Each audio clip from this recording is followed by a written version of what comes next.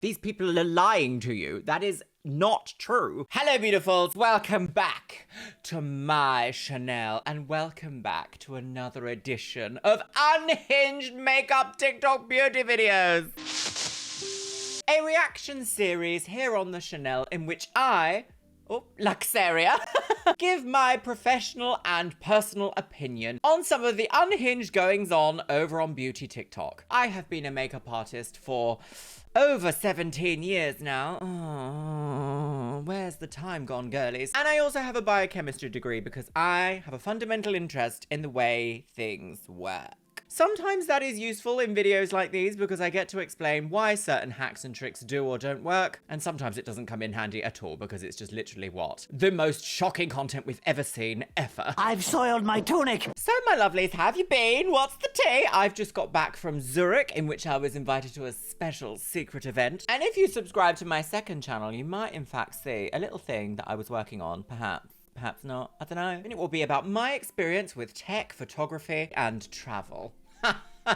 Oh, am I selling it to you yet? No. Today, my loves, do I have a treat for you? So I know that people have sent me and stumbled across some of the most unhinged beauty TikToks available over there on TikTok. If you wish to follow me over there, it is XXLuxeria. I don't know what I'm doing with it yet. I'm still not very good at TikTok. She's a millennial, girl. God, how awful. But you can follow me over there if you want, and if you see something completely and utterly deranged, please tag me in it or send it to me over there, and you never know, it may appear in one of these upcoming videos.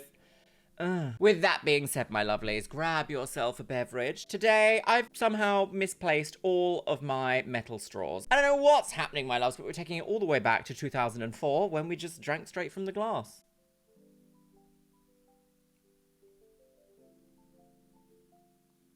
That was not erotic to everybody. So pop your little Ohrhanger right into your little TikTok hole and let's watch some unhinged beauty TikTok, shall we, my lovelies? Yes, yes! Oh, I could see a little something already. Oh my gosh, your makeup looks flawless. What products do you use? Okay, is this going to be a filth one? Is this going to be a filth fest? Is she foul? We don't know yet. Let's take a look. Oh, copyright music. Oh, I see. Oh my gosh, your makeup looks flawless. What products do you use? I see. Right. Okay. Well, should we have a little look back at that? No, thank you. Okay. Filth, crust, and all sorts of used products. What are my opinions on that as a professional makeup artist? So, controversial opinion. I don't really care what your personal kit looks like. I mean, take that with a caveat because I kind of do actually, in a sense. Mine is disorganized in a sort of disorganized chaos. I know where everything is. I know where I put things. It may just not be in the most orderly fashion. However, it is still clean and sanitary because I'm not trying to get any eye infections like we've seen sometimes here on the Chanel already, my lovelies. No. I'm not trying to need a reason to go to hospital and perhaps catch MRSA. No, thank you, not today. However, I will state this to the end of time and back, that your professional kit, if you are a working professional makeup artist, has to be of the utmost hygiene and of the utmost sanitary process, because you just do not want the lawsuits to come at you in which you have to do massive claims on your insurance because you've given someone an infection, or you've infected multiple people all in one go, or you've been on an event, somehow something's got contaminated, you've brought it back, you've used it on other clients, and it's just chaos from start to finish. You do not want that personal responsibility. No, you don't. You don't know me. And the thing is, even with the utmost great hygiene practice, mistakes still happen because humans are not infallible. So what you want to do is you want to minimize that risk to yourself and to others by keeping your kit as hygienic as possible. If you are self-taught and you haven't learned it through a company or a school of how to keep your kit organized, tidy, beautiful, clean, and wonderfully hygienic, then there is a plethora of information available online. In fact, here on YouTube is a great place to start. If you want some utmost basic tips, make sure your brushes are nice and clean. Anything that comes as a cream in a pot or a tub or a tube, always decant onto a palette that you have treated with isopropyl alcohol beforehand, so that is also sanitized. And never double. But you know what? If any of the people that I've worked with in this industry, when I've ever had to do team-based environmental activities, I have come to learn that some people, some of your faves, are filthy. Oh, she's a dirty bitch, she is. This woman is dirty. Dirty K. Oh, gosh, right, okay, we're really on the roller coaster of hygiene today, my lovelies. Okay, what's this next one? What the hell, Patrick Tar? Ooh, I have actually heard a little bit more about this situation developing, so let's hear, shall we? Let's see. Okay, so excuse the voice. I've been sick for almost 3 weeks. Oh, No, it does scandal. not have to do with this. Although it could, because it looks like a disease and it's disgusting. What the hell? So yes, this is a Patrick Ta blush. She's adorable. That's the name. Oh, Isn't she's that adorable. ironic? Because this is far from adorable. This is actually, she's disgusting. That's what it should be called. She's this foul. is 6 months old. I was doing a decluttering. It's how long, sorry? And this is 6 months old. 6 months. I was doing a decluttering and I opened it up and thought I was looking into the eyes of Linda Blair, exorcist herself. But it's a blush. She's a comedy queen. What the hell happened?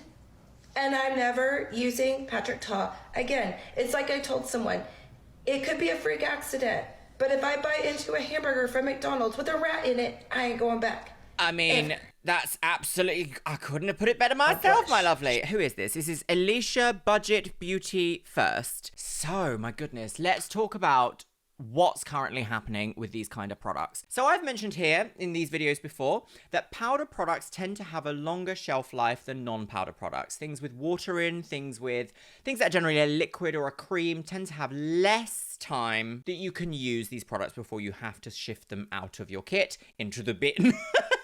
There's a couple of scandals going around in the beauty industry because there's an interesting movement happening. People into beauty also sort of cross over into the world of like wanting clean products. And sometimes the want for clean products means that people avoid buying things with preservatives in. Now, I'm not going to debate the efficacy of preservatives in this video. You never know, I might do it in the future. But we need preservatives for a reason. And not only usually just one preservative. A lot of products have what's known as broad spectrum preservatives within them. These are a complex mix of ingredients specifically designed to prevent bacterial growth, mold growth, and spoiling. Now, a lot of the newer beauty brands, things that are perhaps under 5 years old, 4 years old, those kind of things, are moving towards this kind of preservative-free or using newer preservatives that are believed to be a lot more clean. Of course, the problem with this is things with less preservatives or with perhaps more, I'm not going to say modern preservatives aren't as well researched as like older, more staples in the industry, but sometimes there is a little bit of a crossover. If you're going to go for a product that has less preservatives in it, the product itself is going to be less preserved. It's that simple. Now, when it comes to powders, it really is use at your own discretion. Obviously, I would advise to throw this product away, throw it in the bin. I mean, I also understand getting stung though, because I've been stung by a beauty company once or twice in my life, and I'm like, do you know what? I'm not doing this. I'm not paying for this service again. One of the last times this actually happened with a company that was completely out of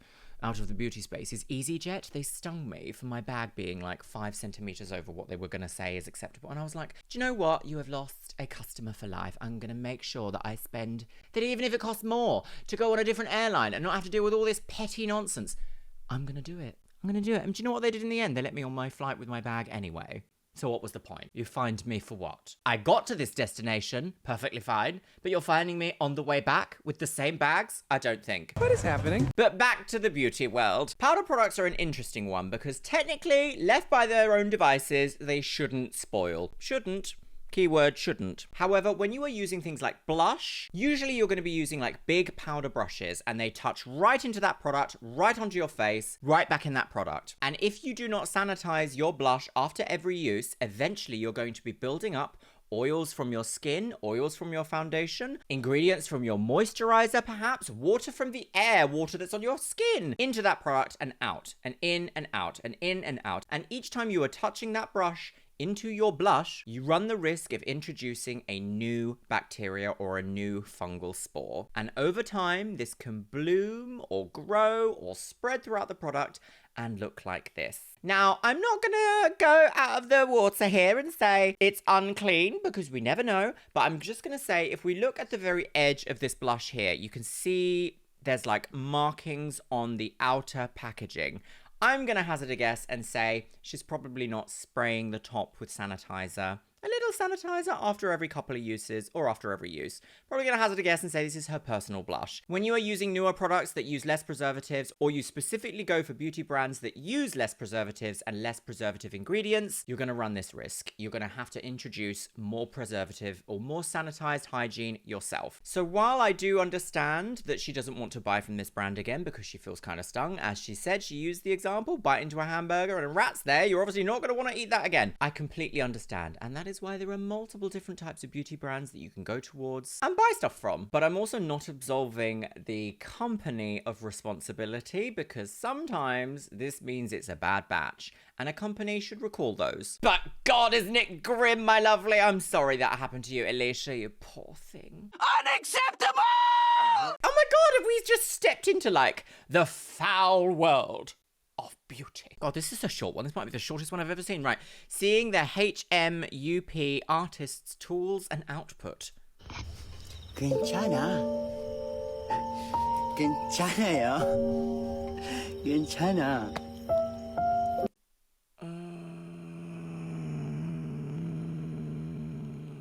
Okay, right. Let's have a little look-see, shall we? I do think if I stepped into a place, regardless of where you are in the world, doesn't really matter, you know, I would not feel comfortable stepping and sitting in a seat with someone's product and work area that looks like this. This to me says metallurgy, it says blacksmith, it says dark cave, dungeon, ironworks. It does not say delicate products going in the mouth and in the eye.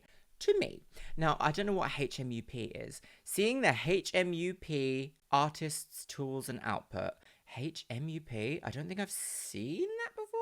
His Majesty's Ultra Pussy! Good heavens. What does it mean? Does anyone know what HMUP means? Would you like to elucidate me further in the comments box below? I'd be very pleased. One thing I do want to add on to this, though, is that you can learn hygienic practices. It's one of those things that comes with repetition. At each step, you have to stop yourself and think, have I washed this? Is it clean? Would I be happy putting this in one of my holes? And if the answer is no, then you need to sanitize it again. This house is clean. I must admit, though, I do have something in my brain that's like empty desk, empty mind. It can be busy. You can have a busy desk, but it can still be clean. This to me is just screaming hospitalization. Yes, I think her facial expression here at the end is very expressive. She's got a B-Tech. Right, what do we have next? Okay. Oh, perhaps something a little bit lighter this time. Okay, The Biggest Icks. Oh, part 9 by King... Is that Barry or Harry? King Harry with 3 R's. Right. Okay, what are the biggest icks? Are these makeup icks or are these just icks in general? The boy having to pretend to be asleep to be able to go to sleep literally makes me feel sick. Anyone has a lot of icks? It's me. Let's talk about them. Thought of a boy at a trampoline park. Like, what are you doing? What are you doing? That is foul. I don't mind going bowling with friends, but like going bowling with a boy on your first date and he has to walk back after he's bowled his ball. Especially if he hasn't even knocked. Okay, this is very... We're getting into territory here that's not quite beauty territory, but you know what? It fits, I suppose. I don't really have a lot of icks, I'm gonna say. I don't know, I just have a specific type of man that I like, and that's my boyfriend. They say this pussy's squeaky. I have a few icks developing from this video, but that's just me. I hate it. Hate it, hate it, hate it. When you have a beautiful dropping applicator, like a dropper applicator with a dropper, and it touches the face. Defeats the point of having a dropper applicator. Why use a pipette if you're going to touch it onto everything? Doesn't make any sense at all. Thought of a boy at a trampoline park. I want to also say pumping air into a product will make it expire faster. And you are also introducing excessive spores and bacteria from the air, of which we are always surrounded, by the way. Always surrounded by stuff in the air. In fact, we are so much surrounded by like microbes in the air that we have a very ancient technique in science called the aseptic technique, which is where you light a flame near where you're working to sort of disperse any microbes in the air. Remember a Bunsen burner? Yeah. What are you doing? What Right, are you doing? trampolines are a no. Foul. I don't mind going bowling Foul. with friends, but like going bowling with a boy on your first like date the and he has to eyeliner. walk back after he's bowled his ball. High contour Especially if he hasn't placement. even knocked any pins down. Imagine you get in a boy's car, right, and you go to put your window down. You have to manually roll it down. Oh, Boys no. in cars literally Gen just give Z me the won't biggest... even know, will they? Manual roll down windows? Did any Gen Zs here have manual roll down windows? I remember that. My first car, broken. Thought of a boy sitting down and watching like Coronation Street or EastEnders actually makes me... The thought of a boy ordering something at Argos and he's got to sit there and wait for it to come down the fucking conveyor belt. Yuck. No fucking word of a lie. The other day I was walking through my skanky town and there was this boy and he was wearing a tracksuit and he wanted to flex that he's got a Gucci belt, so he wore his Gucci belt on his jogging bottom. Oh, okay, no, that's giving very Trini and Susanna what not to wear. It's very Nikki Hambleton-Jones. Thought one odd, girl. A say-something belt, a daytime tweed, and an evening Gucci belt on joggers. No. It really irks me for some reason when boys say, yes, I'll keep the receipt. Like, what? For what? Be a fucking Forex trader? You know when boys like... You keep the receipt because sometimes the tax man will ask to see your receipts for expenses if you are a business bitch. Anyway, let's get back to beauty, shall we? What was that? An odd break in the middle of this one for another unhinged woman. My favorite. Thought one odd, girl. Right, here we go. Oh, we're back into mold land. Love that. Make sure you've got your fungal spores at the ready, girlies. Okay. Hey, guys. I wanted to make a quick video about beauty blenders. Moldy beauty blenders by Molly Elise Makeup. Okay, are we ready? Are we ready to be repulsed? There was a video, do you remember, ages ago, where there was this girl who like cut into her beauty blender and she found an entire like chrysalis of a bug. Oh, she's a silent movie. Make a quick video about beauty blenders, beauty sponges, and reusing them and mold. I always throw them out after I use them on a client. I never reuse beauty blenders. They just can never be fully sanitized, That's very so true. you're just never sure if anything's like growing in the center of them. Somehow I was rushing, leaving a wedding, I think, and one of the beauty blenders made it to the bottom of my dirty brush bag. It's been a week that I didn't even know it was under there. And I'm gonna show you what it looks like right now. Oh, what are we gonna say? Oh, foul, a foul witch. Oh, a witchy foul. Burn it at the stake, Bernadette. See, nobody wants a moldy woman. I think I might. That is all mold. Yeah, as you can see, it is just absolutely littered in mold. I don't even really want to be holding this right now. No, I'm that's, gonna go it's almost wash my hands dangerous as to soon as hold I'm it, done with yeah. this video. I Put think it in I'm a actually sealed gonna bag. attempt to cut it Burn open it. and show you what the middle of it looks like. And this is because after a week. I mean, in my eyes, this could be happening on the inside of your beauty blender and like just whenever. I just wanted to share this. This was scary to see this. I was like, yeah, this is exactly why I do not reuse beauty blenders on other clients. I just either give them to the client to use for touch-ups throughout the day or throw them out. This is disgusting. I would agree. Absolutely fine. Yeah. So let's talk beauty sponges, shall we, my lovelies? Nowadays, we have so many more options for grabbing yourself a multi-pack of beauty sponges and using it within your kit. That is what I do. I do not use different people's beauty blenders on other people. I will use one sponge, one face. That's my rule. One sponge, one face. One sponge, one face. One sponge, one face. That's it. Oh, thank God. So I've been out of the freelance game for a few years now, but I know for a fact that multi-packs of sponges are always going down in price.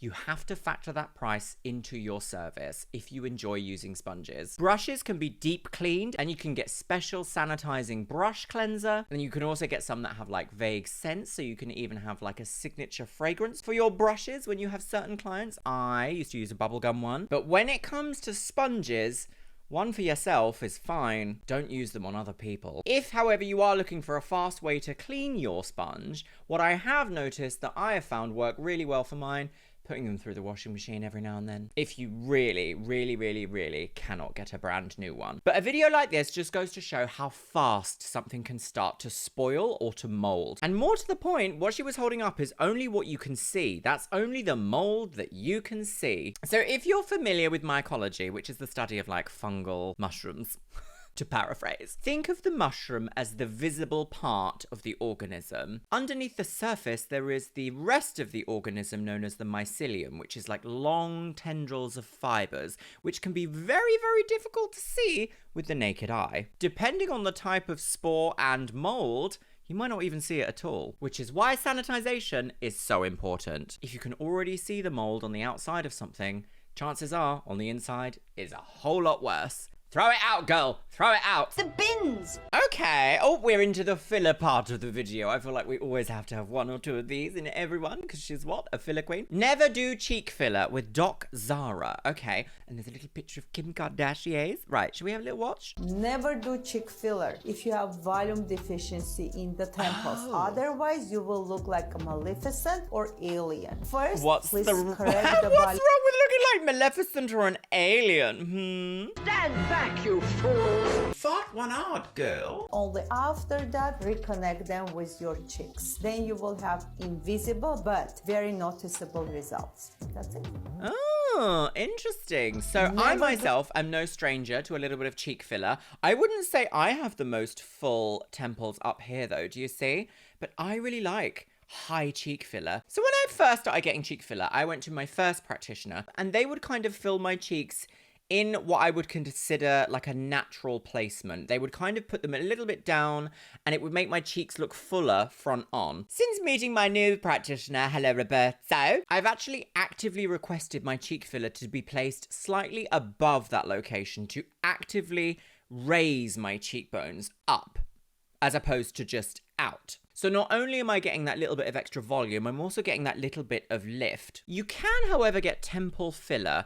Personally, for my tastes, it's not for me. However, I know that there are a lot of dolls specifically out there that also look to soften the bone here by having that little bit of temple filler, which can create a little bit of harmony to the face. I've said this before and I'll say it again. I like pushing my look almost up to the edge of what is considered like natural and neutral, maybe just teetering over the edge of that slightly. But I always know if I've gone too far because I feel suddenly deeply uncomfortable with the way that I look. So if you are wondering what I have 0.5 ml of filler in each cheek currently, and I believe it's Revelax Deep. And it's been placed slightly, only ever so slightly higher than typical placement. A witch.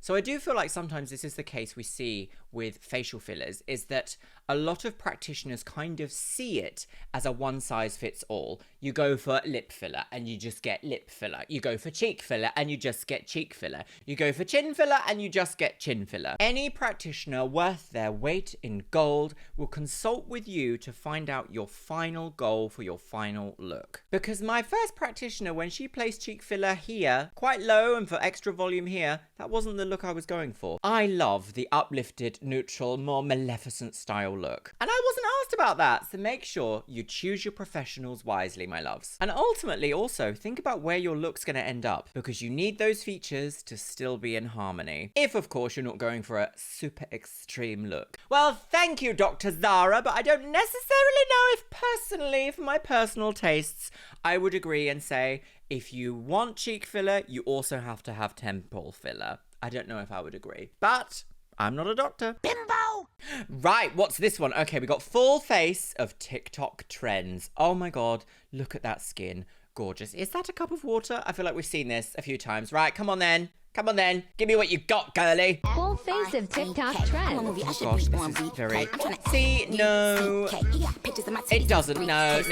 Immediately. Sorry, I have to pause here. We've seen so many times people pouring literally like 1 or 2 drops of foundation into a bucket of water and going, Oh my God, full coverage glam. that physically cannot happen. These people are lying to you. That is not true. You cannot dilute foundation by 1,000 times and expect to have full coverage foundation at the end of it. Sorry, that's just lies. Lies! Social media lies! Who would go on the internet and lie? U-C-K. He got pictures of my titties. It doesn't, no. Okay, lifting concealer. Wait, the lifting concealer? Wait, lifting concealer? Is that a trend or is that just doing makeup? He got pictures of my titties. I've heard pictures of my titties 3 times so far, and I didn't quite expect that, but copyright music who? I believe that product is the Touche Éclat by YSL. Could be a dupe. I know that Revolution Beauty also does a dupe that looks very similar to this. Lifting concealer, absolutely. Great placement. You just have to kind of think anywhere that you want to add light and uplift is where you would add your concealer. I feel like this kind of information is a bit redundant now with how great social media is at spreading good information about makeup. It's also terrible at spreading bad information about makeup, but there we go. Neither here nor there. Okay, next. Lifting concealer. Concealer and blush. concealer and blush underneath the eyes is a great idea. It kind of reminds me a little bit of color correction, I'm gonna say. But also, you have to exercise caution because as we saw in a couple of videos ago, if you put too much pink on, you just end up with a pink face. You haven't corrected any color, you've just added pink. If you find yourself wanting to try something like the blush and concealer trick, but you find that it is a little bit too pink, try a liquid bronzer underneath the eye first because it's slightly warmer and it can counteract those purpley blue tones that can be underneath the eye. Round face contour. I'm sorry, this was so quick. What was that? Round face contour? Is that round face contour? Or does she mean contour for a round face to make it appear more sharp and angular? This kind of shape here, this kind of Y shape, is the way that you would traditionally contour a male face to accentuate male features. But in the age of now, where everything is all about those sharp, angular features, very Bella Hadid, then the specific typical gender associated with contouring techniques doesn't matter. If you do this shape where you go slightly onto the cheekbone and then underneath down here, just a little tiny bit, you are accentuating those hollowed cheekbones and the sharpness of the face. Very buccal fat removal, very Ozempic face. Fought one out, girl. I think I might. While he's speaking on a freeway. Don't play with Nikki because it could get That's tricky. a good idea. The tricky bitch, it could get sticky. And that's Oh, no, I don't like the lash color. I'ma finish these No, dumb no. bitches. Michael Myers. Don't nobody want to hear that weak shit hoe. In the game 15 ain't peak yet hoe. Tell that goofy get a chair. Is overlining lips a hack? Also, there's something about having like a super glossy lip and also filling in the Cupid's bow. Yes, you've made your lips look bigger, but I can still see the outline of your lips. So it kind of spoils the illusion a little bit. But she looks gorgeous at the end here. This makeup look has worked. I love this kind of like peach corally gloss on the lip. And the white on the waterline I haven't seen for ages. I do think if you're going for something like this, maybe a slightly more nude tone on the waterline would give it a bit more pow. I still like a white liner, let's be honest. I am gonna say, however, that a lot of these trends kind of lie to you. Basically, lie to you. Pouring foundation in a bucket of water is not going to give you full coverage glam. I'm sorry, it's not. Bitch! Oh my goodness, meow. Okay, right, here we go, girlies. Williams makeup, let's go. What's this? Oh no, copyright let. Oh!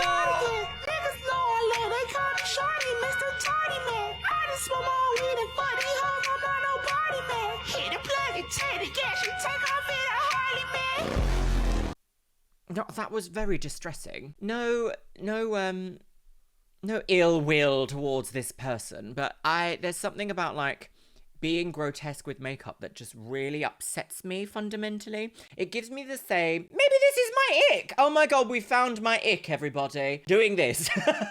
I understand. Social media is a game. You have to do things sometimes that kind of repulse people in order to gain traction to go viral. Totally get it. Understand. Playing the game. I don't think you would ever see a makeup artist doing this. I don't know. Maybe Pat McGrath might have it for a next Maison Margiela idea in the pipeline, perhaps. I don't know how you can make it fashion. Maybe she might. However, tricks like this are very cinema magic on the little screen. This person is not going to set all of this like messily blended foundation onto the skin and have it look like a full coverage glam at the end.